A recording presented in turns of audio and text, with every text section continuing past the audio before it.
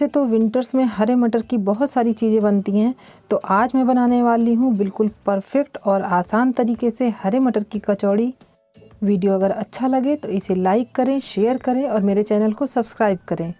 साथ में एक छोटी सी घंटी आई है, उसे भी प्रेस कर दीजिएगा ताकि मेरे आने वाली वीडियो की नोटिफिकेशन आपको मिलती रहे। हेलो फ्रेंड्स, स्वागत है आप सबका मेरे channel the cook book by Abha में। मैं हूँ आप सबकी दोस्त आभा।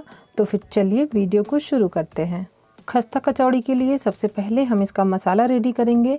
यहाँ पर मैंने छोटे वाले जार में 1 टेबल स्पून साबुत धनिया, 1 टेबल स्पून मैंने मोटी वाली सौंफ लिया हुआ है, आधा टेबल स्पून साबुत जीरा, 10 से 12 मैंने गोल मिर्च लिया हुआ है और इसके अलावा मैंने 3 से 4 लौंग ली हुई है। और अब इस मसाले को हम दरदरा पीस लेंगे। मोटा मसाला रेडी करने के बाद इसमें हम बाकी की चीज़ें मिलाएंगे। इसमें मैं आधा छोटा चम्मच काला नमक, 1/3 छोटा चम्मच गरम मसाला पाउडर, 1/3 छोटा चम्मच हल्दी पाउडर, 1 छोटा चम्मच लाल मिर्च का पाउडर और 1 छोटा चम्मच इसमें मैं आमचूर पाउडर डाल रही हूँ। और अब इसमें हम स्वाद के अनुसार नमक डाल देंगे और फिर इन सारी चीज़ों को हम एक साथ मिक्स कर देंगे। अब इस मसाले को हम साइड में रख देते हैं और तब तक हम कचौड़े की स्टफिंग रेडी करेंगे। यहाँ पर मैंने आधा कप बारीक कटी हुई हरी धनिया ली हुई है, 1 टेबल स्पून मैंने यहाँ पर ग्रेटेड अदरक लिया हुआ है और 3 से 4 हरी मिर्च, इसे भी मैंने बारीक कट किया हुआ है। और अब मैंने यहाँ पर फ्रेश मटर, ये मैंने जो सीजन में ताज़ी मटर मिलती है उसे लिया है, ये आधा किलो के आसपास है। और अब इसे मिक्सर ग्राइंडर जार में डालकर इसे मोटा दरदरा हम पीस लेंगे। इसको मोटा पीसने के लिए बाकी की चीज़ों को मैंने धनिया मिर्च वगैरह को बहुत बारीक कट करके डाला था ताकि उसको पीसने के चक्कर में हमारी मटर ना ज़्यादा पीस जाए। तो बस अब ये मटर हमारी पीस गई है। अब हम चलते हैं गैस की तरफ। गैस पे मैंने कढ़ाई को रख दिया है गरम होने के लिए। यहाँ पर मैं 1 टेबल स्पून देसी घी डाल रही हूँ। आप चाहें तो आप ऑयल का भी यूज़ कर सकते हैं। और जैसे ही घी मेल्ट हो जाता है मैं इसमें 2 चुटकी हींग डाल दे रही हूँ। और फिर हींग डालने के बाद जो दरदरा मसाला मैंने कचौड़ी का रेडी किया हुआ था उसे मैं इसमें डाल दे रही हूँ। और फिर स्लो फ्लेम पर इसे हम 1 मिनट के लिए भून लेंगे। स्लो फ्लेम पर 1 मिनट तक भून लेने के बाद हम इसमें 1.5 टेबल स्पून बेसन डाल दे रहे हैं। बेसन से कचौड़ी का टेस्ट जो है वो बहुत ही अच्छा आता है, तो आप इसे बिल्कुल भी स्किप ना करें। और फिर बेसन डालकर स्लो फ्लेम पर ही हम बेसन को अच्छे से भून लेंगे। 3 मिनट तक स्लो फ्लेम पर मैंने अब बेसन को भून लिया है। तो फिर बेसन को भून लेने के बाद जो मैंने मटर पीस कर रखी हुई है, इन सारी मटर को इसमें डालकर मसालों में मिक्स कर लेंगे। और फिर हम गैस की फ्लेम को मीडियम टू हाई करके लगातार चलाते हुए 8 से 10 मिनट तक इसे हम भूनेंगे। और अब मुझे 8 मिनट हो गया है मीडियम फ्लेम पर इसे भूनते हुए। तो अब हम इसमें थोड़ी सी चीनी मैं यहाँ पर डाल रही हूँ। यहाँ पर मैंने आधा छोटा चम्मच चीनी डाला है। चीनी डालने से आपकी कचौड़ी की जो स्टफिंग है वो मीठी नहीं होगी, बल्कि इसका टेस्ट बहुत ही अच्छा आएगा। इसमें जो अमचूर पाउडर और मसाले पड़े हैं वो इसके टेस्ट को बैलेंस करेगा चीनी। तो अब चीनी डालने के बाद इसे 1 मिनट तक हम और भूनेंगे और फिर गैस की फ्लेम को ऑफ कर देंगे और इसे एक प्लेट में निकाल कर ठंडा करेंगे। अब जब तक ये स्टफिंग हमारी ठंडी हो रही है, हम कचौड़ी के लिए डो रेडी कर लेते हैं। डो के लिए मैंने एक बड़े से मिक्सिंग बोल में 3 कप यहाँ पर मैंने मैदा लिया हुआ है। और अब इसमें मैं 1 छोटा चम्मच यानी कि स्वाद के अनुसार नमक डाल दे रही हूँ। और इसके साथ ही मैं यहाँ पर आधा कप मैंने देसी घी, जिसे कि मैंने मेल्ट करके डाला हुआ है। ठंड के मौसम में ये जम जाता है, तो मैंने इसे पहले मेल्ट कर लिया था। और अब इन सारी चीज़ों को हम पहले मिक्स कर लेंगे। हमारा ये जो मोयन है ये परफेक्ट है या नहीं, इसको हम इस तरीके से पहले मिक्स कर लेंगे सारे घी को अपने इस आटे में। और फिर इसका हम इस तरीके से हाथों में लड्डू बनाकर देखते हैं। अगर ये लड्डू हमारा नहीं फूटता है तो समझ लीजिए हमारा मोयन परफेक्ट है। और अब हम गुनगुने पानी से इसका एक सॉफ्ट डो रेडी करेंगे। कचौड़ी के आटे के लिए जब भी हम इसका डो लगाते हैं तो इसका जो डो होता है फ्रेंड्स वो बिल्कुल सॉफ्ट होना चाहिए, नहीं तो जब हम इसकी फिलिंग करते हैं तो हमारी कचौड़ी फट जाती है। इसलिए जब भी आप कोई भी स्टफ़ वाली चीज़ बनाएं तो उसका डो आपको बिल्कुल सॉफ्ट रखना है। और अब ये डो रेडी करने के बाद हम इसमें ऊपर से हल्का सा ऑयल लगा देंगे और फिर इसे 15 मिनट के लिए कवर करके रख देंगे। तब तक हम इस कचौड़ी के साथ खाने के लिए डिप रेडी कर लेते हैं।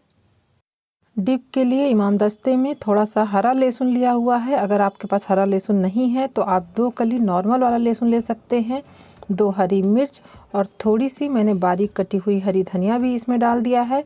और अब स्वाद के अनुसार नमक डाल देंगे और फिर इसे हम कूट लेंगे। इसे हमें बारीक नहीं करना था, इसीलिए मैंने इमाम दस्ते का यूज़ किया है। और अब इस तरीके से कूट लेने के बाद इसे हम एक बोल में ट्रांसफ़र कर ले रहे हैं।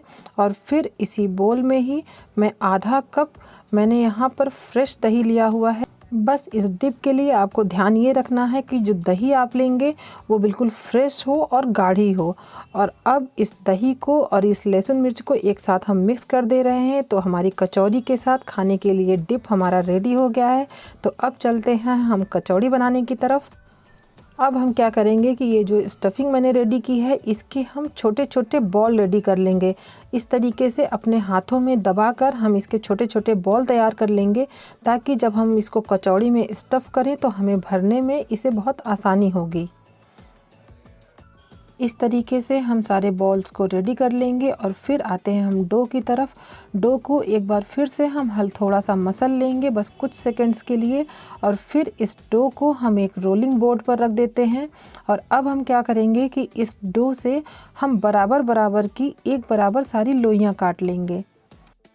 लोइयों को हमें जो मैंने स्टफिंग की बॉल बनाई थी उससे लगभग 1.5 गुना बड़ा साइज़ में हमें काटना है।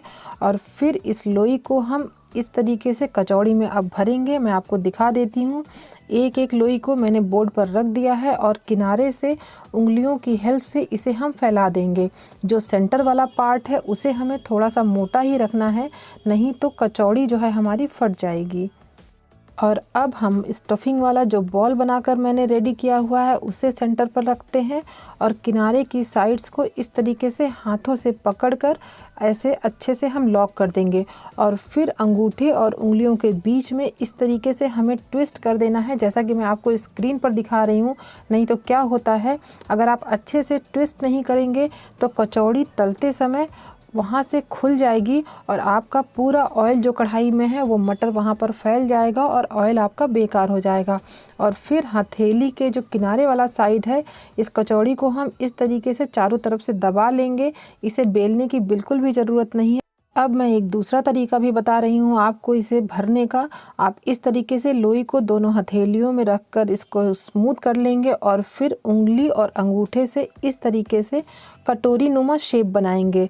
यहाँ पर भी मैंने जो सेंटर पॉइंट है वहाँ पर बहुत ज़्यादा प्रेस नहीं किया हुआ है। सेंटर पॉइंट को आपको ध्यान रखना है कि उसे आपको थोड़ा सा मोटा ही रखना है और किनारे से जो हमें है उसे हम पतला करेंगे। और सेंटर पॉइंट को मोटा रखेंगे तो हमारी कचौड़ियाँ फटेंगी नहीं। और फिर एक जो हमारी स्टफिंग वाला लड्डू है इसे मैं इसमें डाल दे रही हूँ और इस तरीके से खींचकर इसे हम सील कर देंगे।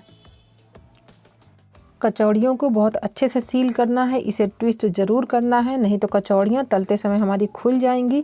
इस बात का आप विशेष ध्यान दीजिएगा। और अब हम इस तरीके से सारी कचौड़ियों को रेडी कर लेंगे। यहाँ पर मैंने सारी कचौड़ियों को प्रेस करके हाथों से फैलाया नहीं है, ये हम तलते समय करेंगे। कुछ ही कचौड़ियों को हमने बढ़ाया हुआ है। और अब मैंने ऑयल को रख दिया है गैस पर गर्म होने के लिए। यहाँ कचौड़ी का जो ऑयल है ये बहुत ज़्यादा गर्म नहीं होना चाहिए, ये मीडियम गर्म होना चाहिए। फिर इस तरीके से हाथों से हम किनारे किनारे हथेली के किनारे के हिस्से से दबाते हुए सारी कचौड़ियों को हम इसमें डाल देंगे। कचौड़ी का जो जोड़ वाला हिस्सा है उसे हम नीचे की तरफ डालेंगे और कचौड़ी डालने के बाद हम इसे तुरंत लगातार इसे स्टर नहीं करना है, इसे हमें थोड़ी देर के लिए स्लो फ्लेम पर ऐसे ही छोड़ देना है। आप देख सकते हैं कि जब कचौड़ियाँ हमारी कच्ची रहेंगी तो वो बिल्कुल तेल में नीचे की तरफ बैठी रहेंगी और जैसे जैसे कचौड़ी हमारी पकती जाएगी ये कचौड़ियाँ तेल में ऊपर फ्लोट करने लगेंगी। अब ये कचौड़ियाँ ऑयल में ऊपर की तरफ आने लगी हैं। आप देख सकते हैं कि ये थोड़ा सा फूल भी गई है और ऑयल में ये ऊपर आ गई है।